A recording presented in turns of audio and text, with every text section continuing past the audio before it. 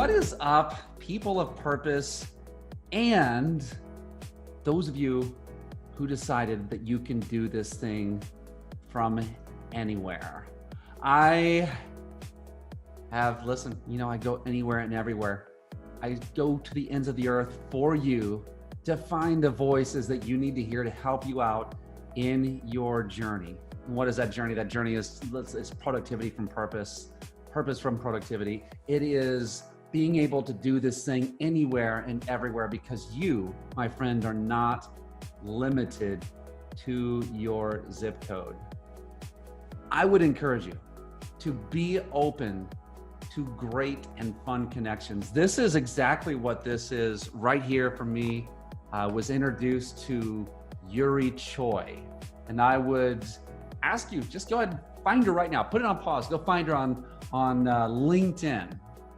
Go find her on your social media platforms. I'm sure she'll tell you a whole host of other places, but Yuri-Choi,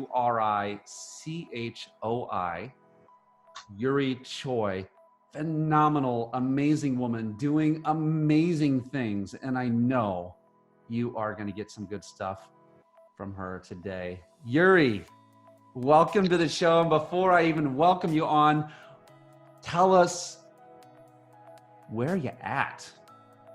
Yes. And first of all, thank you so much for having me here. It's such an honor to be speaking with you today.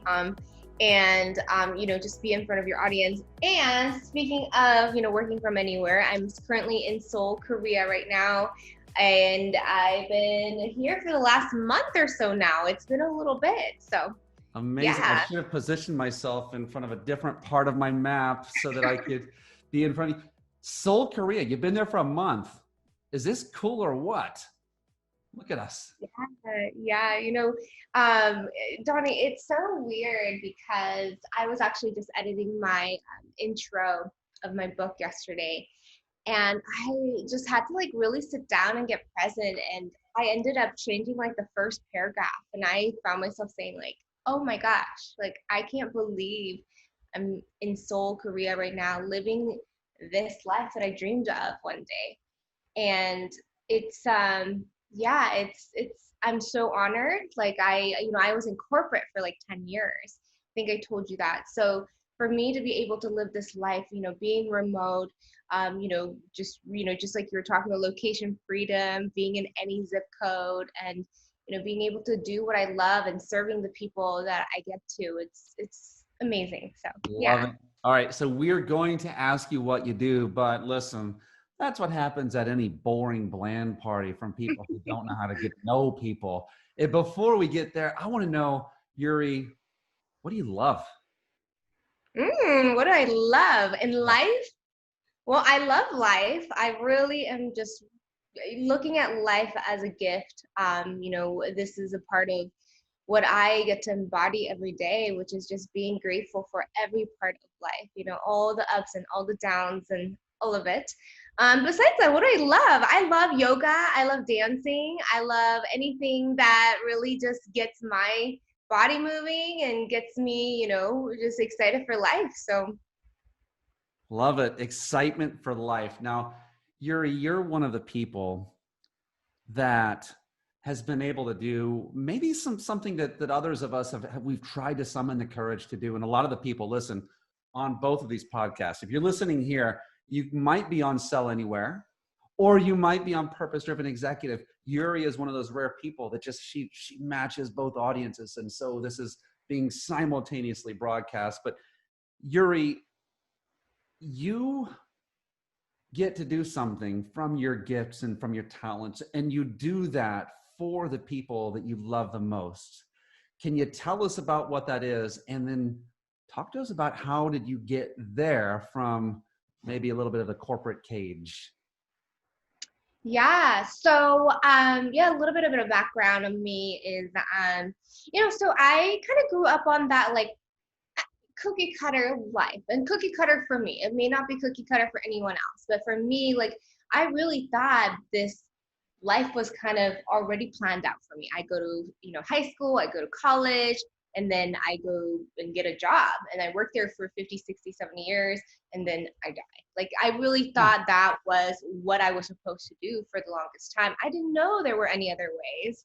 And I don't know if any of you guys who are listening that resonates. But for me, and a lot of people do this, corporate gig. There's nothing wrong with the corporate world. It's just that they do it for reasons that they don't align with, which is where I was. So, for me, I just wasn't sure like what I wanted to do. I, graduated top of the class from my college and all of this, but I didn't know what that meant for me in the bigger picture.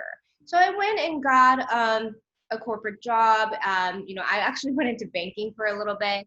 I actually worked at an art school for about 5 years doing enrollment. And then I went into sales because I wanted to make more money. And to be honest, like every step of those ways, like I really enjoyed. Like everything I got to do, I enjoyed.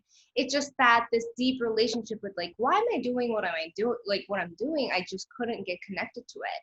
And, for me, there were all these different, I call them the divine breadcrumbs, all these little pieces of like signs from the universe that actually showed me exactly what I was supposed to be doing with life, but I just didn't know at the time that these were the, signs. So, when I was 17 years old, my mom, attempted suicide, and she came back and she survived, which I'm really grateful for. And, for me, that really challenged me to think about at a very young age, why do people do what they do? Why do people, how do people live? Like why, what makes people happy? What makes people not happy? And I know this is kind of like a taboo subject for a lot of people, but I bring this up with an intention to A, bring awareness that this is really prevalent, and B, that when I look at my mom, it wasn't that she didn't have like a good like life from the outside, but this lack of taking care of the emotional health and spiritual health that really affected her. And fast forward 10 years, my stepdad, he actually ended up going through this cancer journey for 2.5 years, and then he passed away. And looking at both my parents, who were entrepreneurs, they were really, really working hard, first generation immigrants from Korea, what lacked for both of them that led to that is just really emotional health, and like really making them a priority and making their self-love and self-care priority. So between those incidents and many other incidents that really led me to where I'm at today, it allowed me to question, like, how do people live a life that's actually amazing and worth it and joyful, and they get to create the reality that they truly want. So this became kind of like my passion for, a long time, even before I knew what my quote unquote purpose was. So after my dad passed away, that was the first time that I said, you know what, like, I feel like I'm going to also have an expiration date in this body, this vehicle, and I want to, do something that's worth it and that's super aligned with my heart while I'm here. So that's kind of the, longer answer to your question, which is why I do what I do and how I got here. Yeah, this is good. So, God, there's so many things I want to dig into there. If you were to give us I guess the Cliff Notes version of what you get to do professionally, I'm hearing you're alluding to this, but can you tell us who you serve and how you serve them professionally? Absolutely. Yes, yes. So professionally, I work with entrepreneurs, and I work with high performance seeking professionals. So what I do is, I'm a performance and fulfillment coach for them. And, I used to call myself just performance coach, but in the midst of all that, what I really do is I'm a fulfillment coach as well, where I help people really access their competitive advantage in understanding and managing their emotions in a powerful way, so that they can create new possibilities. They can create this abundant and growth oriented mindset, so that they not only get to enjoy the results of it, which ends up being productivity and powerful results, and new creative possibilities for the life, but really enjoy the entire process. Like really love their life and fall in love with who they are and fall in love with their life, because they get to see that in such a different perspective, where they get to say, wow, like I actually get to live. I actually get to live every part of my life, not just the good, not just the shiny, but like all of it, because that's really what offers this path towards why we're all here. Come on. There's so many things that you said that I just have questions. I've got to know. So a lot of us have come from maybe a generation of people that, maybe the generation before. And I find this heroic that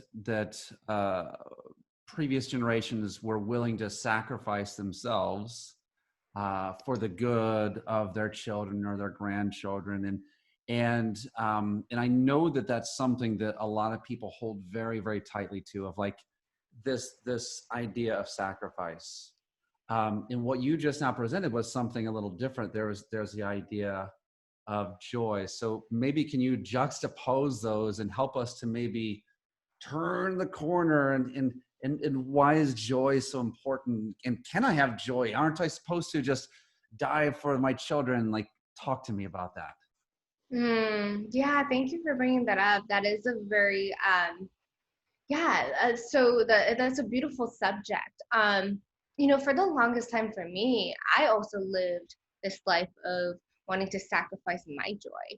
I had this like badge of honor about being busy and about, Right. helping other people, right?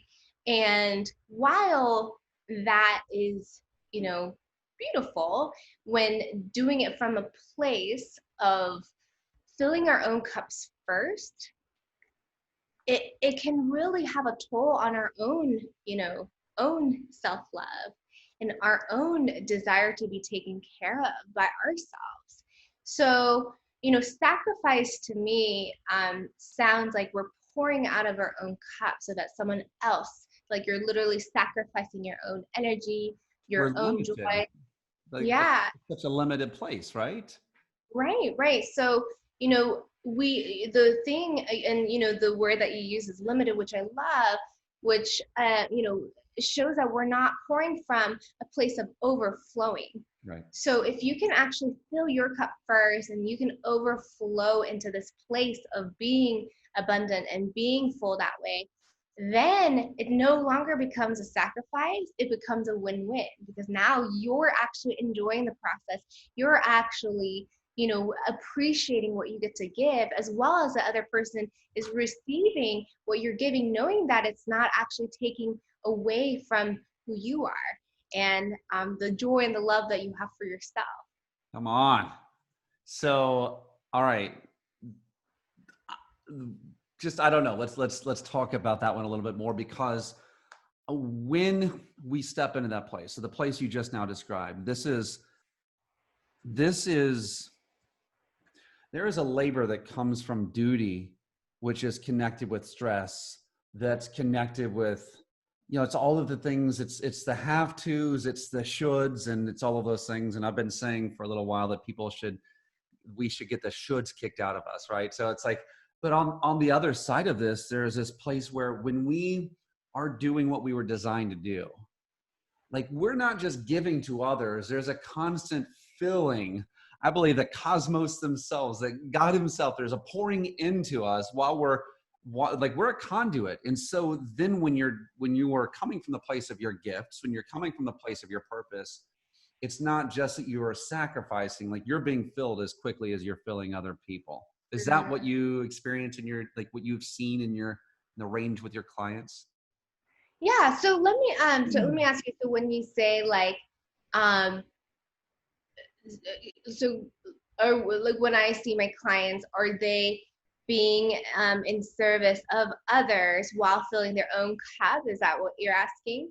So what, I guess, like what I have, at least what I've witnessed, and I'm just asking if this is what you see as well, is that when people serve from the place of what their design is, that even in the giving, like that giving is something like when they're doing that, it actually charges them up. And I guess I'm thinking more of on the professional level, versus on the parent level, because I know that when parents sacrifice themselves for their kids, that does something for them too. But when we are able to connect with a vocation or profession that allows us, that accesses our gifts and our call, like the things that are unique about us, it charges us at the same time as, like, while we're giving, it also charges. Like it's not a one-way flow of energy, I guess. Yeah, absolutely. Yeah, absolutely. Giving is, a way for us to really fill that cup for a lot of us. However, um, the thing is, we get to first feel safe in our own body. Like we get to feel uh, we get to feel ease in our body first. And then from that place, if we're serving, we're not serving from this place of being stressed and we're pouring out of our cup. Then we actually get to be the, person that can actually give from this energy that we get to get from the Mother Earth, or the universe, or whatever. And it becomes this easy flow. But for us to be able to even get there first, and I believe for us to be able to do that effortlessly, that's when we are the creator, when we are in that creative state. And for us to be in that creative state, we get to let go of feeling lack, and we get to let go of the feeling of the stress. And so on like a biological level, when we're feeling stress, we're we're literally in a state where we feel like we're running away from tigers, right? So in that state, we cannot be a powerful conduit for these services, even if it's our gift. So for us to be able to really utilize and maximize our gifts, and actually even like find it in ourselves and then be able to give it, I believe that we get to be in that creative state first. And that gets to be the number one priority. And it doesn't mean that it has to be any grand gesture, right? Like it could be as simple as taking a few moments in the day to meditate, so that you can actually let go of that place or that state of feeling stress. It could be as easy as really stepping into that abundant state by taking a few moments. And this is something I do when I start to feel like, okay, like I'm going from the energy of abundance to lack.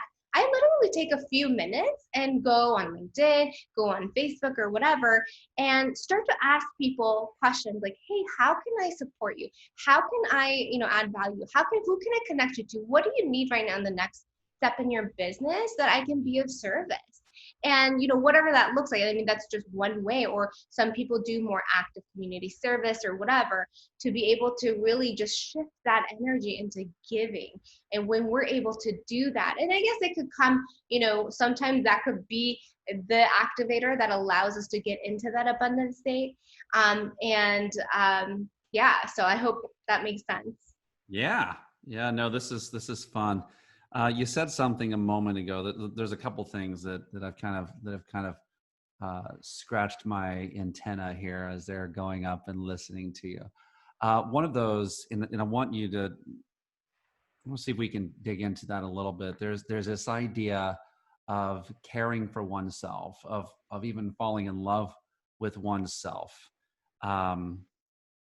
I find that so many in our industry, right? It's a self-help industry. A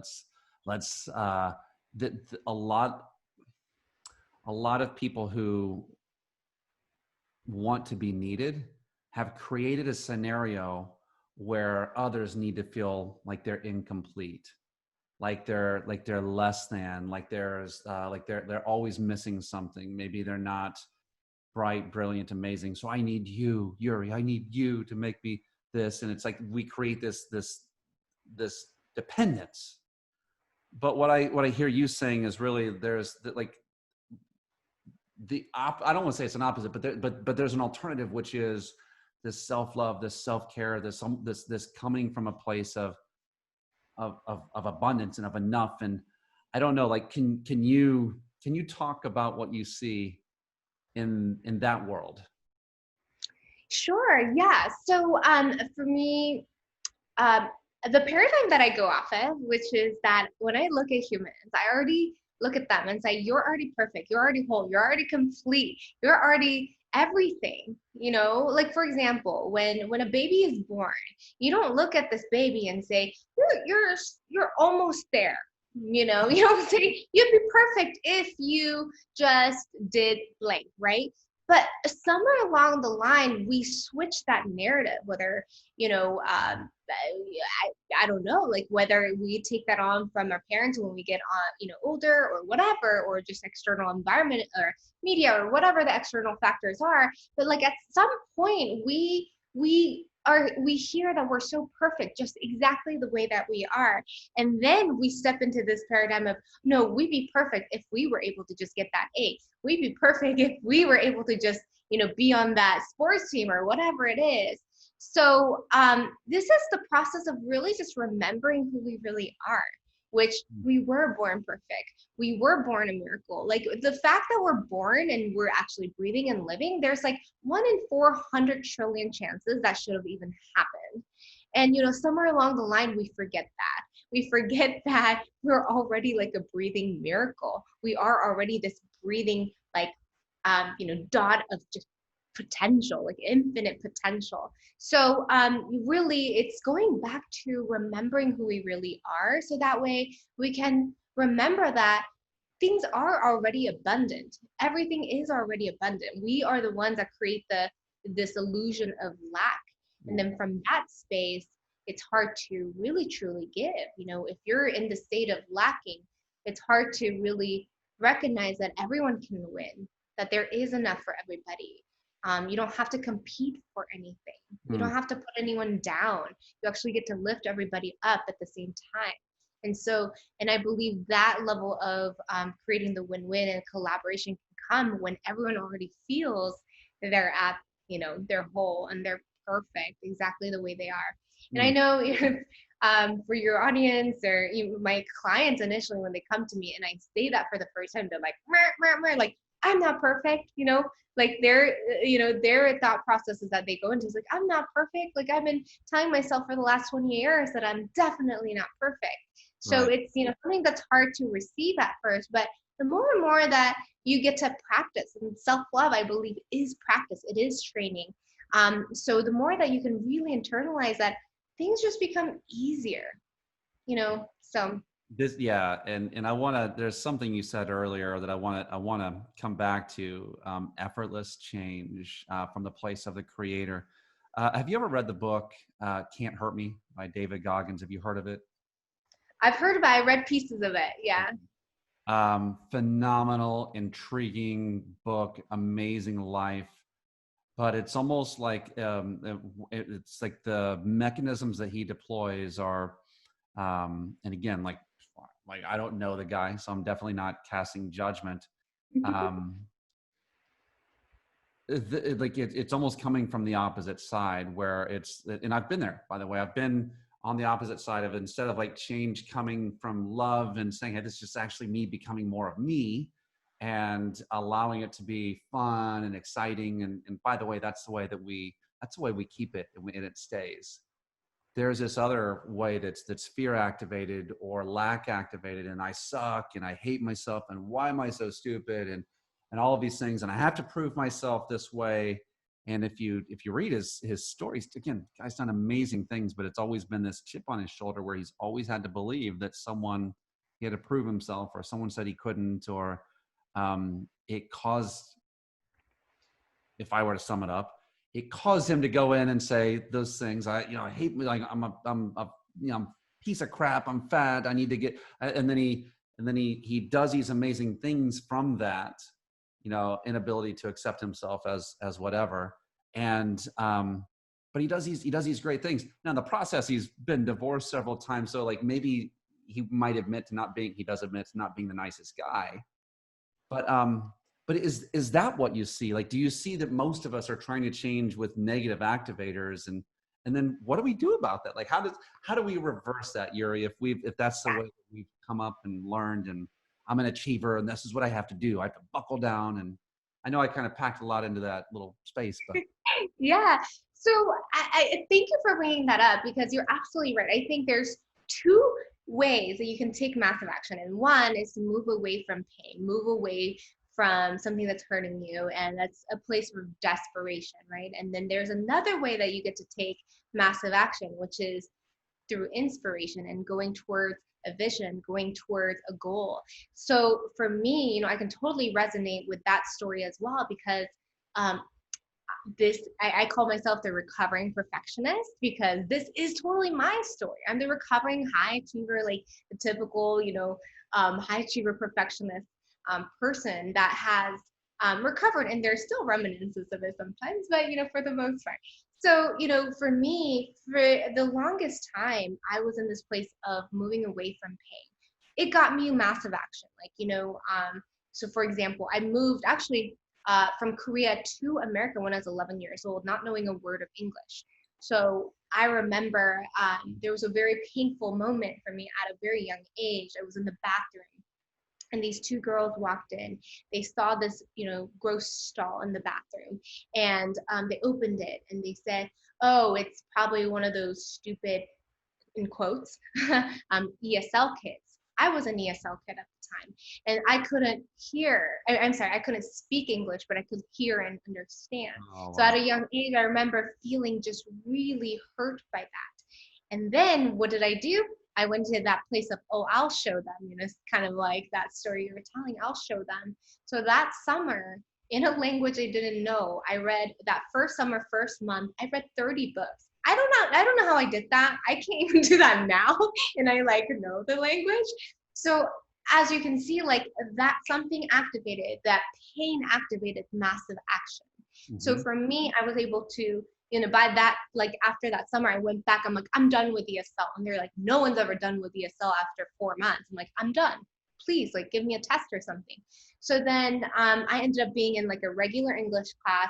And by the next year, I was in advanced English. And by the year after that, I was in AP English.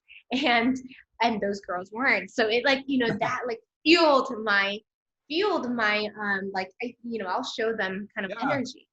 Yeah. And then when I moved to America, I remember my mom sat me down and said, look, you're from a different country and you're a minority here, so you get to work 2 times hard just to be equal with everybody. And that paradigm I didn't have to take on, but I did at a young age because she was my mom. And so I literally did everything to twice as much. I got 2 degrees in 4 years while everyone was getting one. I got all A's. I got I was in 4 honor societies, and I was in a social sorority, and I was going out and partying twice as much too. I just did everything to the max, twice as much, because in the back of my mind I had this pain that I was moving away from, which is I get to be equal, and if I want to be equal, I have to work twice as hard. Wow. Now looking back, I can see how all of that played into the overachieving and perfectionism, all that. But if you just look at it from the outside, it got me lots of results. I graduated top of the class, and I had a lot of friends, and I achieved a lot. But then when I achieved that goal, and I hadn't thought of anything past oh, I'm gonna be the best in school. And then once that was over, I was like, now what? I literally did everything that should make me happy, and I'm not, and I have no idea who I am, and I'm so lost. I have no idea what purpose means. I don't know how I fit into the society in a valuable way. So then, I know people get amazing corporate jobs for different reasons. For me, it wasn't. I just didn't know what to do. Um, so, I have experience in that realm too, which is, taking massive action so that I can move away from pain, so that I can prove the world that I'm something. Really, I just wanted to prove to myself that I was worth something. But what the outcome of that in the long term was, it wasn't sustainable. Because you're moving away from pain, which is fueled by a lot of these lacking emotions, lacking energy, such as anger, frustration, all of those things, shame, guilt, love, all of those things. And then, over time, doing the work that I do in the last 3 years, I was able to really see that I get to actually create massive action and take massive action in a state of abundance. Like, oh my gosh, there's another way to take massive action, and that's to create a powerful, empowering vision and actually move towards that. And in that process, what I get to feel that I didn't feel before was that anger, that frustration, that I had to, prove something, that shame that I wasn't enough. Um, and now I'm in this place of, wow, everyone is perfect. Everyone's amazing. I'm amazing. We all get to go towards this vision, and we also get to take massive action. So they're both important, I think. I think in life, we're going to probably access both if we are taking massive action of any sort. And though, to be aware and to know, like, oh, wow, like, I'm doing this for this reason. How can I move into this place of, like, adding more abundance and value to the world? Mm-hmm.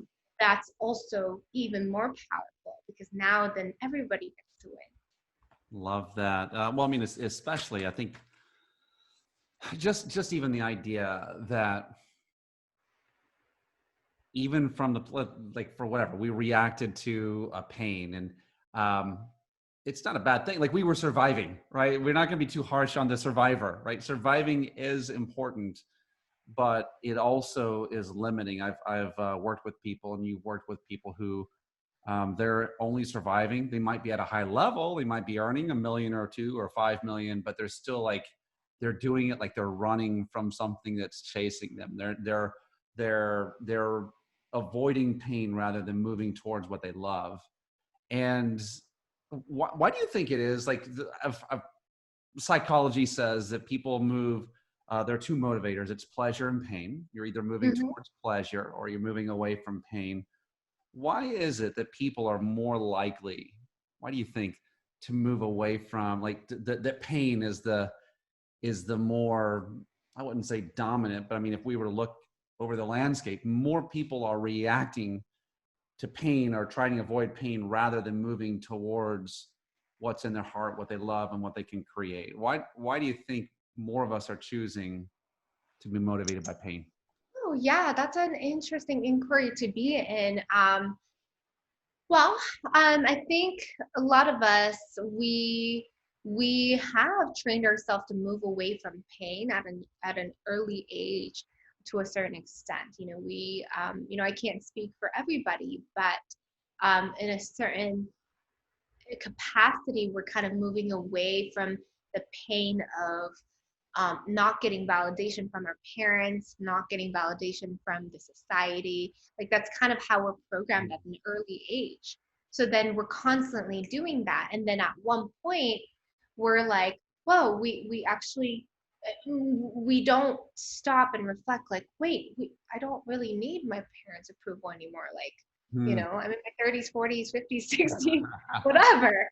Maybe it was really important when we were 4, but sometimes we're still operating from that place. Um, and why do I think that is, you know, in this is kind of like, this is unfortunate, but this is how a lot of, like, advertising and a lot of things that we take in every day without even knowing, I think that's what it targets too. Like, let's move away from pain. Right. Let's move away from the pain of, feeling, Right. not fit, or, being made fun of, or whatever it is. And, like, that's how kind of our society has geared us towards. So I think it takes conscious effort for us to say, wait, we also get to create this life where we can move towards pleasure. And also, and again, there's nothing wrong with being able to access that. There's going to be times in our lives, I think naturally, we want to move away from pain, and that's, something we get to access. However, for those people that I work with who are at a high level, but they're still feeling that, they're still stuck in that destination disease where they, like, pick that Yeah. up along the way. They say, well, I'll finally be happy when I get that next When. job, or when I Yeah. get that marriage, or want to get that next kid, or whatever next car. And like, maybe that was true at a certain point in their life where they're like, I don't have I don't have a car at all. And like, I think that's going to help me feel safer. They're moving away from pain. But then they forget to actually become present to the gifts and, whatever rewards that they created for themselves, and say, wow, okay, I'm finally now happy. So then Yeah. they continue to live that. And one day they're like, wait, I have all the things that I thought would make me happy, but why am I not happy? It's because Mm. they actually forgot to practice being happy. Like, so for my clients, that's what I get to help them do. Like, can you practice being happy now? Because in your perspective right now, you think the only thing that's going to make you happy is leaving that corporate job and starting this beautiful business, or getting that next promotion or whatever. But really, once you get there, you're still going to have to learn how to be happy. So why not practice that now, so that you can actually be happy, as well as go towards this, business, or this new goal, or Yes. promotion, or whatever. So Too many it is people, too many that people, trait. too many are taking the either or. Either I can be happy or I can do this. And the interesting thing is, and I've suddenly found myself working with a lot of these people that they've reached the destination, Yuri, and they're like, oh, crap. It wasn't what I want. I wasn't expecting to be here this quickly. I wasn't expecting to have this much money. I wasn't like, okay, now that I'm here, I always thought this is the other side of the fence, that when I got here, I said, this is when I would be happy. And they're not. I love that you call that destination Yeah, disease. I can't take credit for it. I heard it somewhere a long, long time ago, but yes. And that's actually one of the things I really emphasize in my book, which is um, we're trained to think that our destination is all these milestones in life. But really, our destination isn't that. Our destination is really striving towards our best version of ourselves. And everything else is a milestone towards that. Yeah. And so we get to switch that paradigm and say, excuse me, the destination isn't happiness. We get to be happy now, and we Yes. get to go towards our best self. Yes. And we can pretend, even if you're not happy, if you have no, you think you have no, like we could act, you said earlier, practice being happy. You can practice even if there's no reason to be.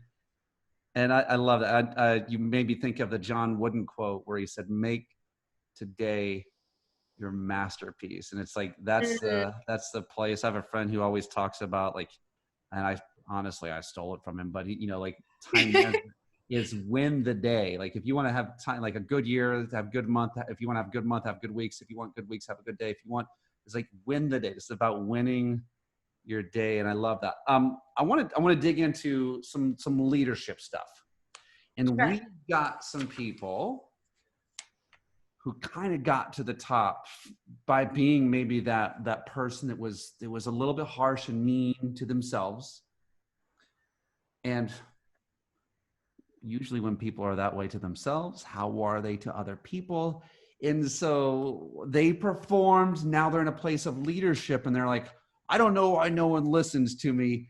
But the reality is that they're like they knew how to operate themselves with coffee and with whatever the bad kind of hormones that make you stressed and all. They know how to do that, but that's not how we move people. And can you talk to that person maybe a little bit about emotional awareness, emotional intelligence, emotional management? Because I know that there's a part that's for them, but for the other people. So help our leaders out. They need you, Yuri.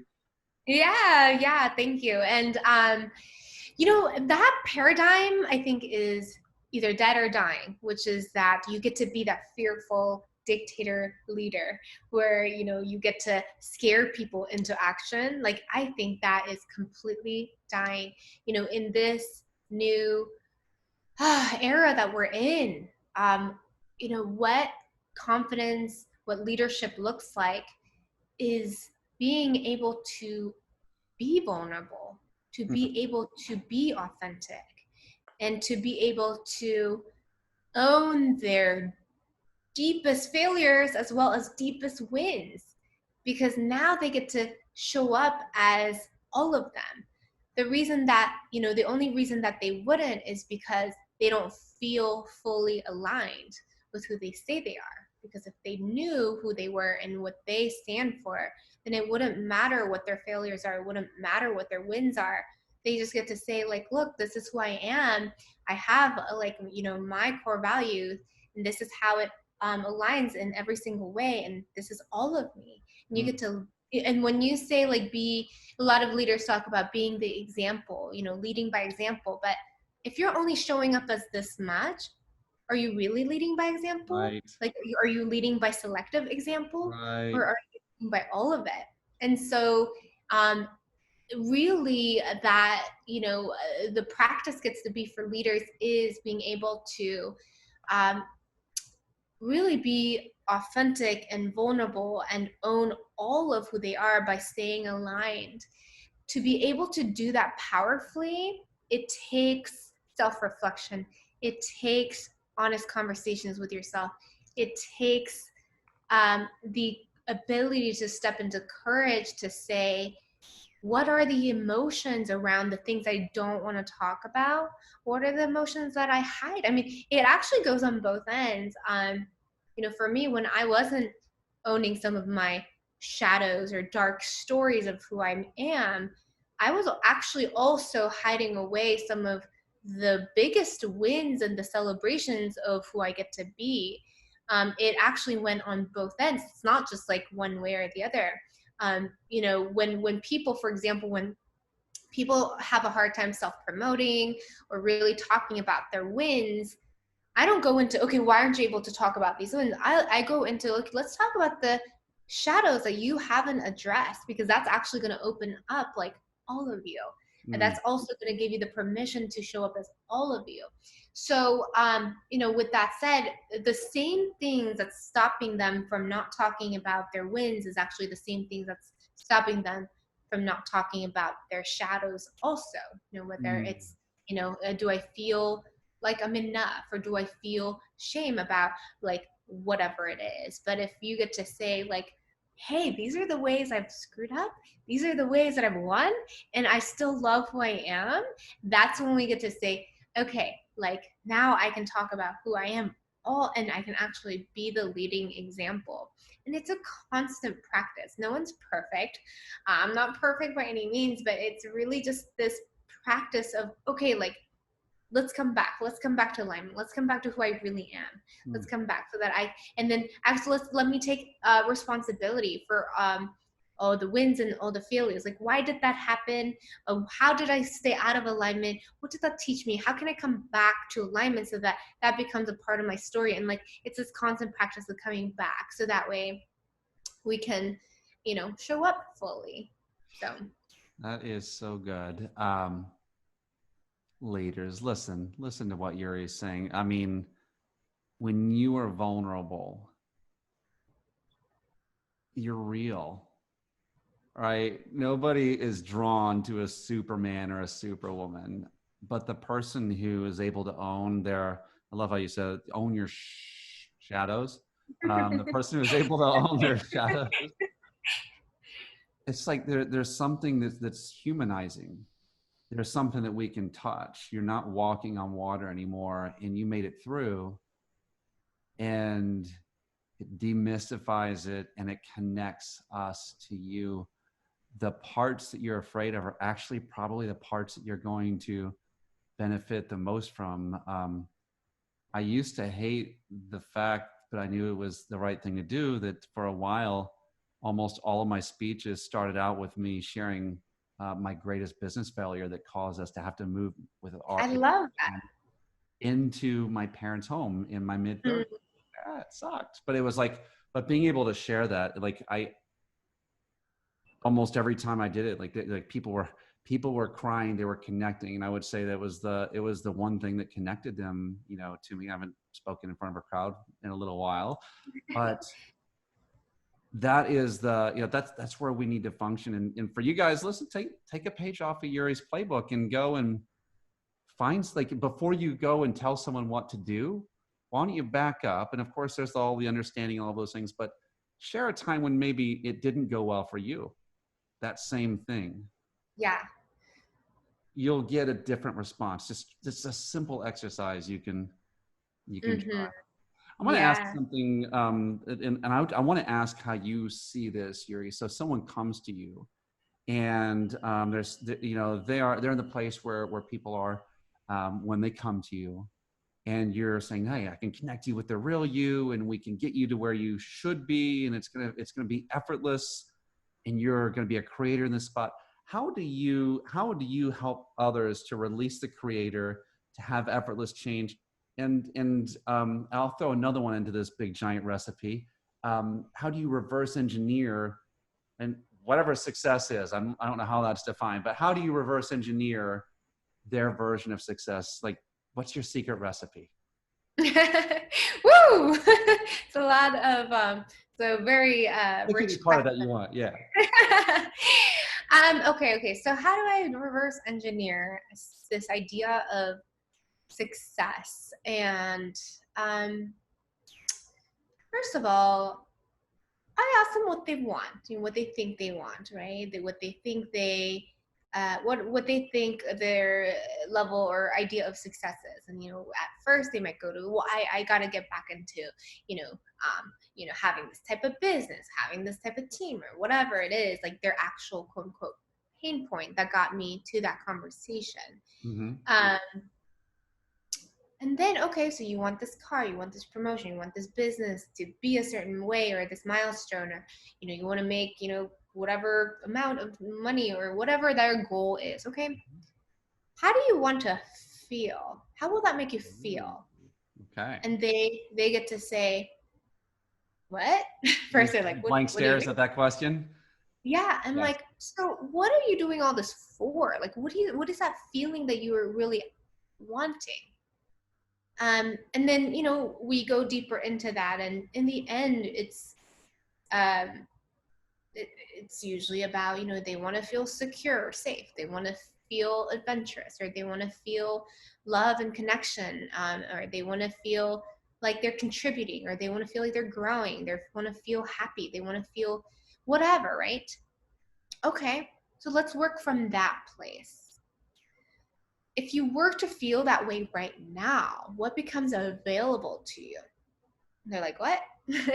um, if you were to be happy right now, if you were to feel safe right now, if you were to feel loved right now, what would that look like right now?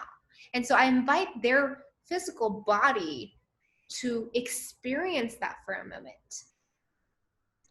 And then we reverse engineer. Okay, so then now let's talk about the milestone, because in the end, what I'm hearing you say is you want to feel good. You want to feel happy. What would it look like for you to feel good now, so that actually whatever you're creating gets to be easier? Because what they typically tell me, well, then I would be more, confident. I would be more powerful. I'd be more magnetic to all these resources that I need so that I can create this, whatever, my vision. Well, what if that was available for you right now? Wouldn't that make that journey more fun? Wouldn't it make it more faster, or just easier?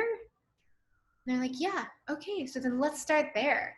So then we work on feeling that first every day. And just like you were saying, like winning the day by feeling it, and, stepping back into gratitude, and stepping back into, focusing on, what's going well, so that they can feel good first. Because we've all been there, when we're feeling like, not good in our body.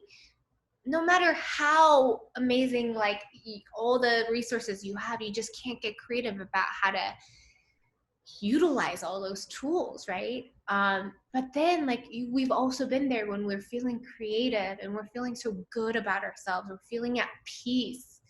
Like, we're making like connections like no other. Like, it's like, whoa, I'm connecting this person to this person and this resource to this, and like, oh my gosh, why didn't I think about that before? This is genius. Now I'm like attracting all these resources so effortlessly, and like it's just happening for me.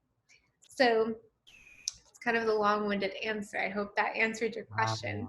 I love it. So I'm hearing this sounds like, again, like where you started. This is from, not to. This is from what you already are, from who you already are, from the power of what you already have. And listen, like a good chiropractor, I think we all need someone like literally in our lives, right? Just like, I don't know if you've ever gone to a chiropractor, but I have. In the backside, you're like, oh, I can't walk. And then you walk out Yeah. and you're straight. Literal alignment. Yes, I love that analogy. Get alignment. So I'm gonna let you take us to one more place, and you can talk about any aspect of this, and then you're gonna let us know where we can find you, where we can Sure. connect with you, and however we can get in on more of this love. But I happen to have this book on my desk. I pick it up and put it down, pick it up and put it down. I'm halfway through it, but flow, right? Yes. Um, when you look at that and you think of flow helping people to get into their zone, um, why is that important? How can people get there? Does it happen like you just now described? Like, what are some, actually you mentioned earlier, you called it you said there were activators of abundance, or that you have like little activators. Maybe you can throw us a few activators, but help help all of these people of purpose, these leaders, help these people who are selling from crazy places. Help us, give us something that you would say, like, hey, flow. And I'll just let you take it wherever you want to take that one. Oh my gosh. Yes. This idea of flow is fascinating. Like I'm obsessed with this idea of flow because it allows, I mean, I think flow is a spiritual experience, and it's actually one of the, I mean, I don't say this, a lot of, positive psychologists say this, which is one of the most, powerful ingredients for like long-term happiness, to be able to access flow and to be living in that flow state. And from a business standpoint, I think it was something like this, like day one, if you can access flow, you get to maximize your productivity by like 50%. But then if you can access flow for 2 days in a row, your productivity can actually go up to like 1,000%. So as a leader, if you're thinking about, your employees, you have a huge competitive advantage over your competitors if you're able to help them and help yourself access flow. One of the ingredients of flow is that you get to actually, you like, you don't have this like a rigid identity, like awareness of like who you are, right? You're kind of like you're in it with the whole, just experience of itself. Now, when you are not taking care of yourself, when you are feeling anxiety in your heart, or when you're feeling pain in your body from the lack of self-care and self-love, what does your body do? It goes into survival mode. It alerts you of the pain and the lack of ease in your body. It's absolutely impossible for you to get into flow when you're not doing the basics and actually feeling good in your body. Like literally, and again, it sounds so simple, but like if you can feel good in your body, it allows you to focus on the task at hand, which allows you to access flow even more. And another ingredient of flow is like kind of losing that sense of time. When you're in flow, for example, like we've been on this for, almost an hour now, and we've been having so much fun, and we've been in this place of flow that like time seems like a little bit distorted, where sometimes it feels like 5 seconds and sometimes it feels like a long time, or just like time is a little wonky there. Yeah. And so for us to be able to access that, like what's really happening is, they thought for the longest time flow is like when your brain is just like on fire, but what they're actually finding is that it's actually turning off like the prefrontal cortex of your brain. So the part of your brain that actually processes time, it's actually shut off, so that you can actually focus on one part of the brain and focus at the task at hand. So again, for us to be able to access that level of focus, it takes, us to feeling good. It takes, that, and when we're able to like, let go of that idea of time, what are we really doing? Accessing our future self. When we're accessing our future self, aren't we already feeling good? Aren't we already feeling happy? So it's, all of those things kind of coming together, right? Like to be able to feel good is actually one of the key ingredients to accessing flow and to be able to access our future self. So much there. I think you should go back and listen to that one too. I'm going to. All right, Yuri, how can we connect with you? There are some people who are going to be like, okay, I've got to meet this person. So where do we find you? What's the best way to do that? Sure, sure. So you can find me on Facebook. I have a lot of, content there that anyone can check out where it gets to be, touching on a lot of these subjects that I talk about. So if you like it, please find me. I love connecting with people. It's facebook.com/Yuri Choi Coach. You can also find me on yurichoicoaching.com and or on Instagram, which is Yuri1C. I love it.